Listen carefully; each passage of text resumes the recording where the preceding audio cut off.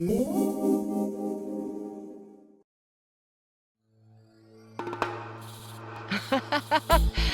we ever going to do it again? Great question. If you had asked me 3 days ago, I'd have said, are you kidding? Can I tell what I think? Absolutely. I was kind of tempted myself, but I didn't. I think I should go down. We think you should. And it's encouraging people to move there.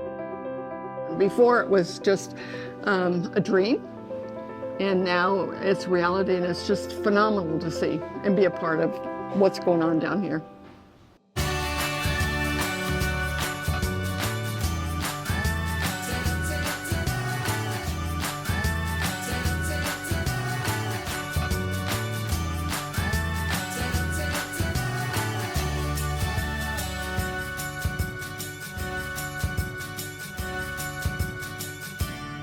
So one night in August, I woke up about 3 o'clock and I had this idea, because I'm prone to ridiculous ideas at 3 in the morning. And the idea was, why don't we do a friendship conference? Why don't we invite clubs from all over to come down here and meet together and learn about each other and learn from each other? One of the best things about this is that we do get to mix. We have time to actually work on things together, but we also have time to eat and play and learn more about Chapala, including me. We had a wonderful guide today that took us all around the historic area of Chapala, and even though I've lived here for 16 years, I learned a lot. But the connections that we're making with people, the Rotary connections that we're making, are going to continue for years. We also had local clubs join us. 2 clubs from Guadalajara joined us on our meeting day, and a club from Winnipeg zoomed in on that day. So we had a meeting of about 6 clubs sharing ideas. So at that meeting, our opening breakfast, everybody gathered in one room, so they had to mix, and then they began talking about their clubs. Each club had a presentation of about 5 to 7 minutes telling us about some highlights of their club, where they were, and some of the projects that they are working on and that are special to their hearts. We ended that with, of course, our projects, and because that was a prep for going out to actually see many of our projects along Lake Chapala. I couldn't believe that buses drove down those roads. I couldn't imagine that you would want to drive those buses and trying to get past people.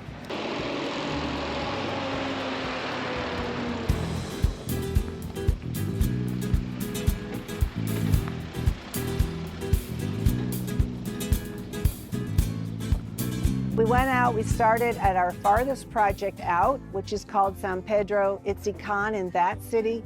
We're working together with another organization to expand their community center and make it safer.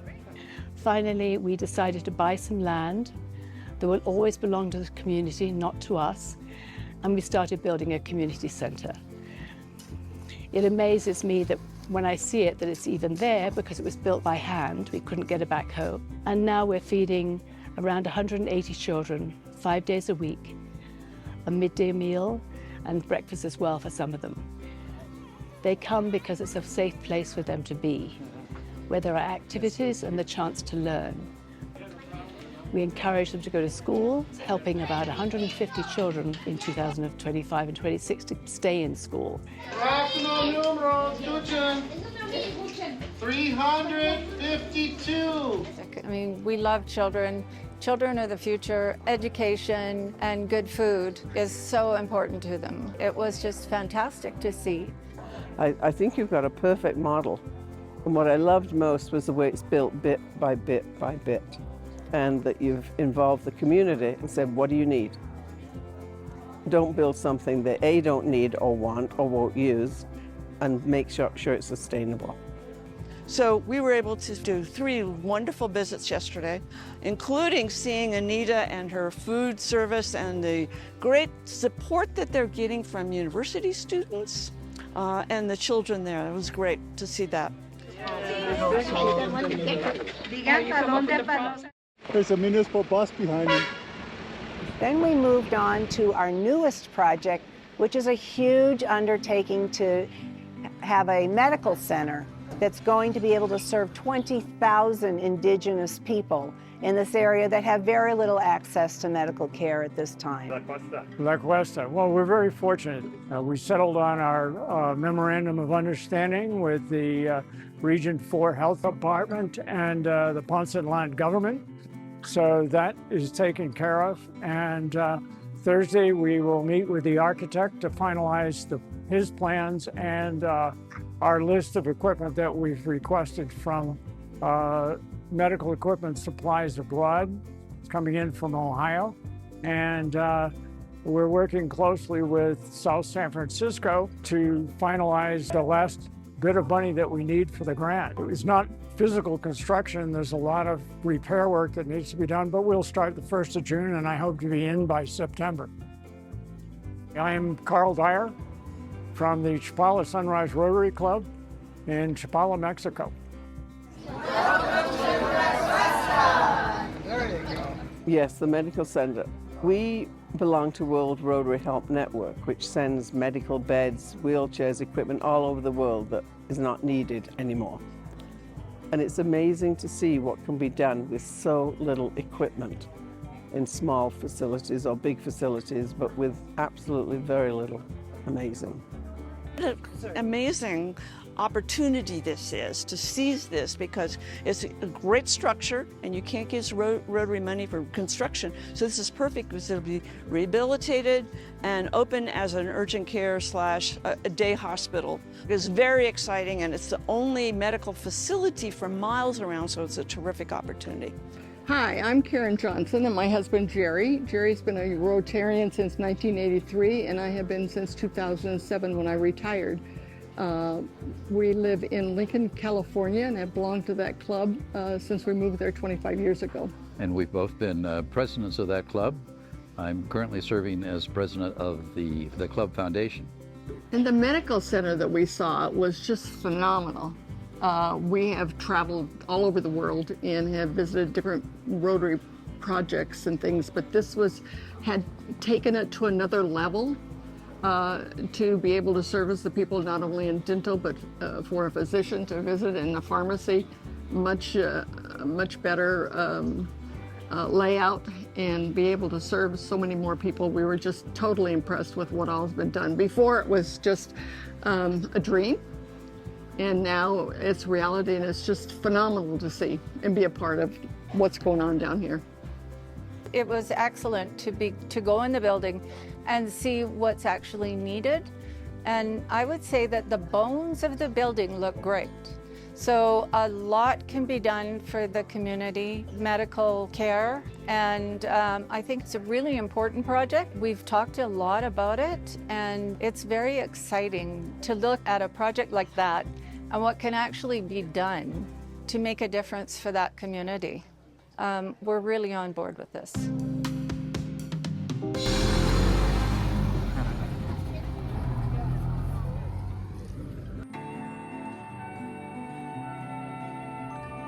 And then we ended that day looking at our last global grant that we completed, and that was for a wetlands sanitation project. One of the largest septic tanks you've ever seen. The water sanitation plant just made me fall. I couldn't believe it. First of all, the planning. I'm not an engineer, but the planning to go through all of that design of a sanitation plant. And the flowers. What a brilliant idea that they take the last nutrients. I'll probably never plant another calla lily in my life. Nikki had taken us through a video and the story behind it. And you know, the interesting story of how they had to negotiate to get the land in the first place. But for this very needed project to restore water, sanitation, and which is so important to the community. And so it was very interesting to see it. I mean, even though it looks like a big slab of cement and a couple of holes, it does a lot for the community. And it was exciting because, you know, we had fully bought into that project, and we're very excited to provide some funding for it. But when she came to our club, we talked about, oh, we should come down there and see all these things. So it's been really exciting to be here, to see what we actually did, because it's important for us to take back to our club so that they know the difference that we've made in for the people here.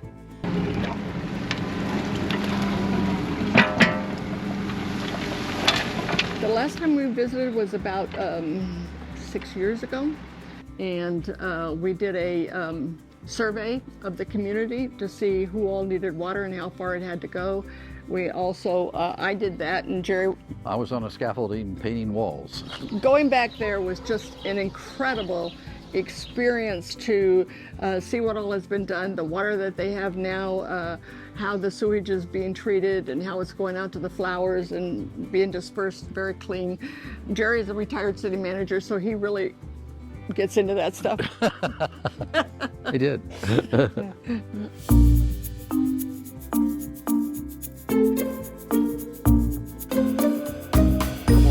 I have pictures of raw sewage from years ago, and now not being allowed to progress into the lake, which is terrific. And it's encouraging people to move there. So it's a phenomenal success, and we're so impressed with all the things that this club does, particularly with the expertise of civil engineering.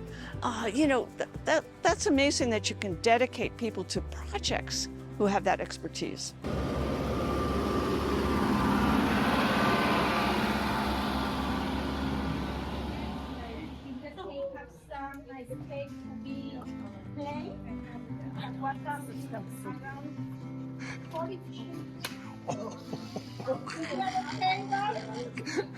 That was her niece, don't worry. We think you should.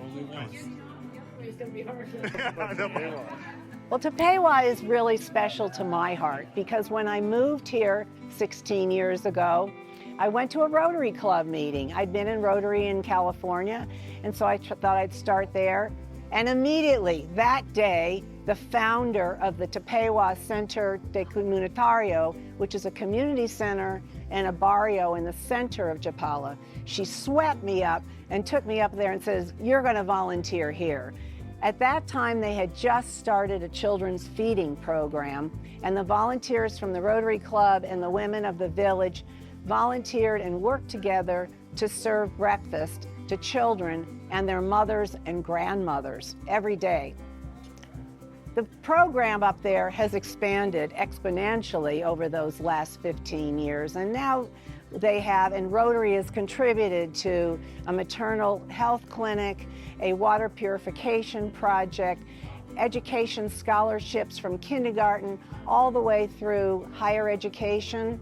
So we have stayed involved as a core project of ours with the Tepewa Center since our inception, which was in 2014. Hey Barb, there's another swing set here for you. So this morning we were able to visit my old stomping grounds, sort of, Tepewa, which is sad in a way because I'm deeply missing Mooney and Rod Hensley. Their legacy is continuing on, and Sandra is doing a phenomenal job. We get a chance to see some of the kids. We saw the women in the crew. We saw the Garifon water with reverse osmosis, all the stuff that goes on there, and get to talk to Harvey and get a better view from him of what priorities are, because we want to continue. We've been giving them support since 2011, and we want to continue doing that. So that's one of my favorite places to go.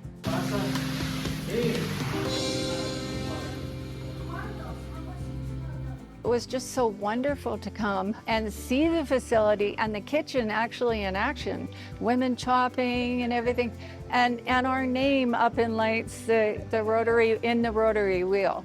And we're so excited because Gordon really put his heart and soul into that when he brought it back to us.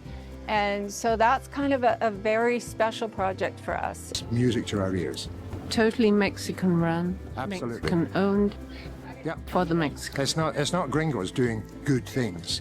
It's gringos passing on the skills and the knowledge so that the locals here can do the good things. Excellent.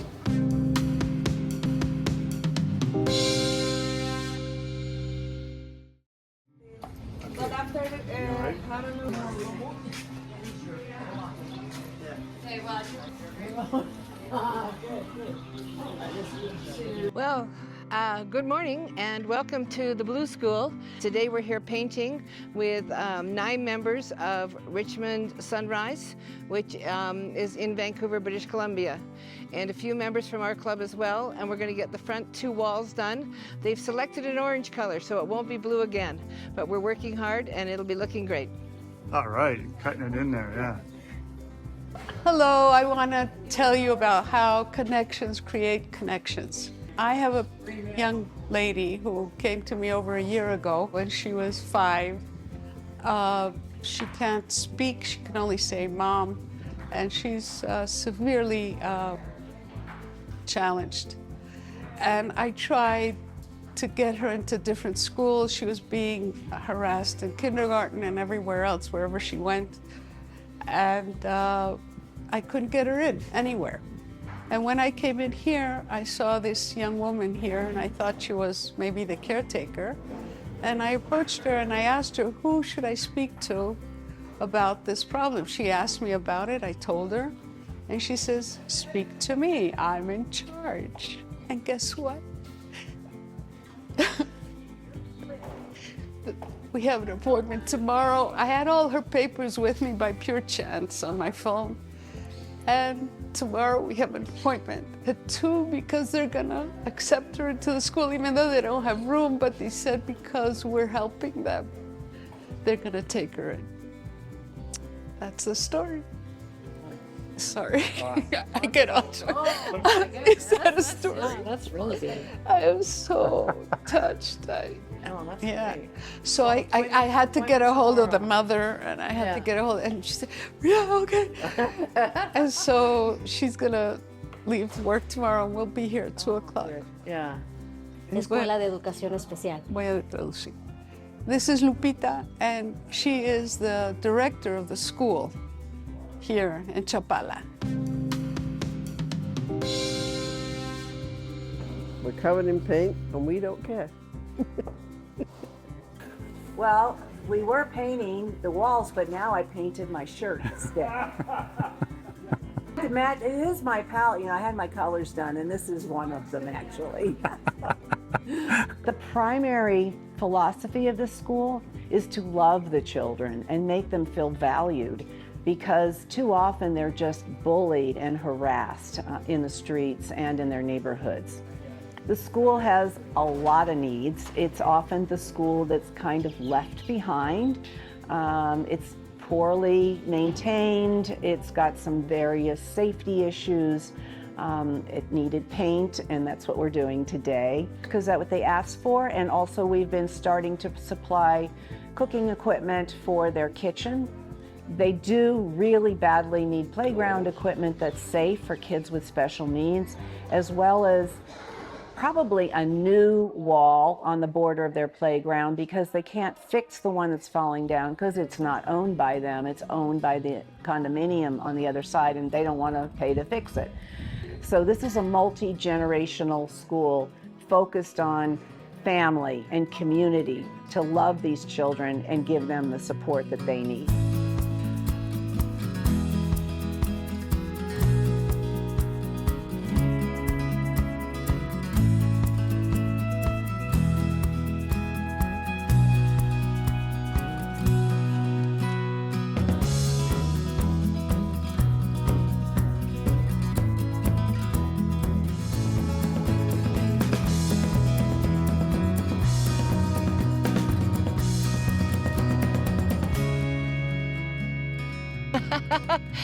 Are we ever going to do it again? Great question. If you had asked me 3 days ago, I'd have said, are you kidding? Asking me this afternoon, I'm thinking, why not? You know, the people that worked on this, Barb Wilson and Molly worked hard in organizing, and I think we've learned a lot. I I think we'll be able to do some of it easier than we did it last time. We'd be able to expand things. I'd certainly like to invite clubs that we are just newly working with, not just people we know a little bit better than others. This was a great experiment, but I think it gives us something to build on to invite other clubs. We've worked with more than 30 clubs north of the border. We have a wealth of people we could invite, and I'd really like to build on it. So if you ask me, I'd say yes. You'd have to ask the others, though.